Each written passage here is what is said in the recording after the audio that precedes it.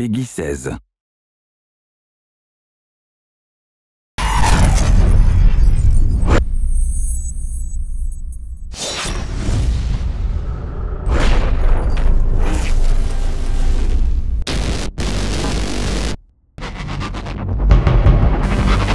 Created this engine, specifically for Battlefield 3 originally, and then, we came to the conclusion that other people actually have use for this, and I think it's pretty amazing that, you guys are making a racing game out of our engine.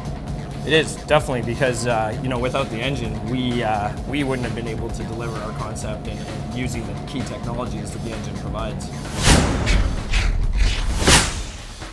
Since Battlefield 3 is the true successor to Battlefield 2, we needed to make everything bigger and better, basically. So we needed to develop new technology for doing that. So one of those things is streaming the content into the maps. With that, we can build the biggest map we've ever done before.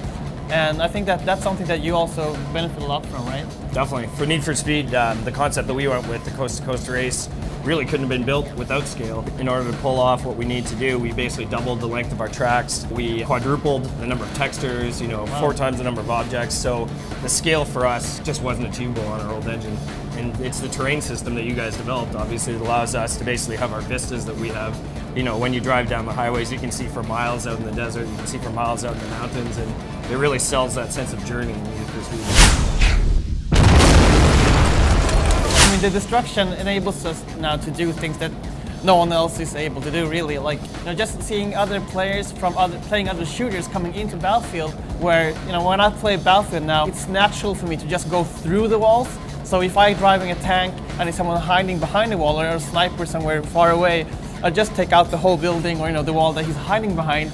While, like, you say people that not used to playing Battlefield and they're trying to run around the walls all the time, and I'm just like laughing at them what they're doing. It's kind of cool to see how that also is implemented in Need for Speed. Yeah, for sure. In Need for Speed, it basically allowed us to create the epic journey we wanted to create for Jack as he's on this coast-to-coast race. Car racing has often been a very sterile environment, doing laps around a circuit.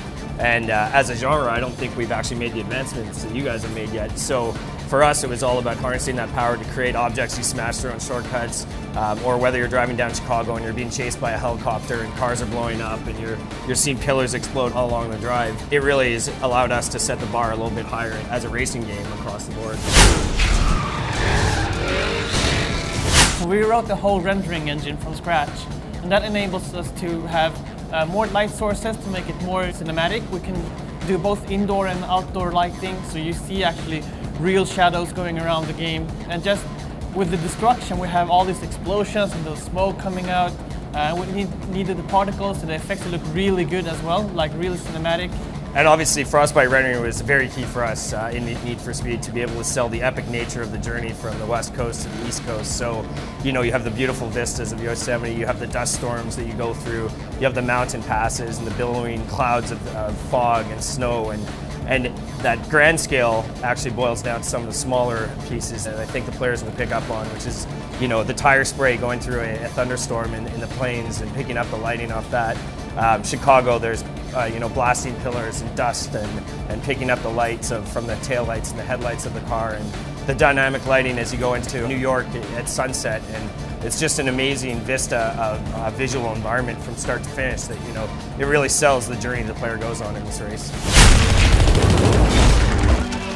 When developing Frostbite 2, we needed to push the level of immersion of the game.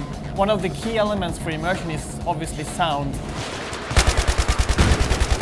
Everything has to be done dynamically, and that's what our engine actually does with the audio. So you can actually distinguish what gun the sound comes from, what distance, what direction it's coming from. Building from the bigger beats of the journey, whether it be a thunderstorm or an avalanche, down to, the little rock pebble sounds as you drive over a shortcut, or the whine of the engine as you shift gears. What it's allowed us to do is basically build more and more layers of sound, that the inputs are coming from the right places, and that as you pass by a given sound or explosion or hear something in the distance, that it feels right and it feels balanced, and you get the perception and that everything's working as a package.